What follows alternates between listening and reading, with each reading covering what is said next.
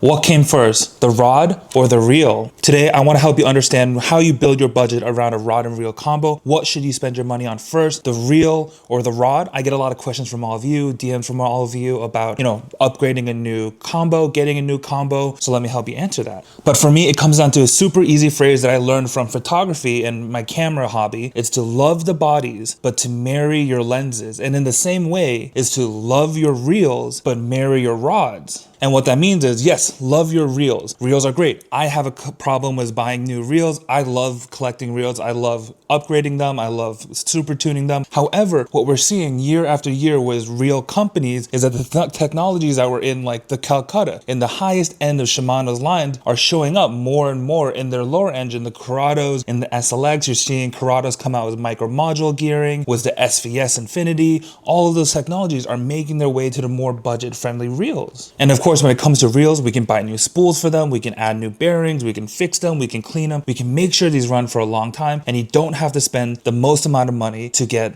the best reel. And a really fun example of this is the Stratic from Shimano. The Stratic is on their more budget side, and of course the Stella is their highest end. However, if you take apart a Stratic, the internal difference between a Stratic and a Stella is about 2 bearings. In the shaft of this reel, there's 2 more bearings, while in the Stella, while the Stratic has plastic bushings. If you change those bearings out, you get a Stella almost. So really love your reels, but marry your rods. Your rods will last you a lifetime. As long as you don't break them and you take care of them, your rods will last you a lifetime. When it comes to our rods, there's not really much we can do to these once we actually have them. Sure, you can add a grip to them, but really that doesn't affect our fishing. And especially if you fish a jig, a bottom contact bait, any kind of bait that requires sensitivity, you're not gonna get any more sensitivity out of a bite from your reel. That really comes from your rod. And when you go to nicer rods, those better blinks, those rods can handle a wider range of weights. If you look at the Megabass stuff on their higher end ranges and the same kind of models, you can go from a rod that has a 3/8 ounce to a 1/2 ounce weight range. But if you go to their higher end model, that same rod could actually go from like 1/4 ounce to a 1/2 ounce range. So you can fish a wider range of things with that one rod. So if you're on a budget looking for a new rod and reel combo, truly look for the best rod that you can get your hands on with your budget and try to buy a reel from Facebook Marketplace or a secondhand one, or just use the same reel that you've had and try to upgrade it internally. So hopefully that helps any of you looking for a new rod and reel combo. I'm always happy to answer any questions about any rods and reels. Leave them in the comments of this video. And remember, love the reels,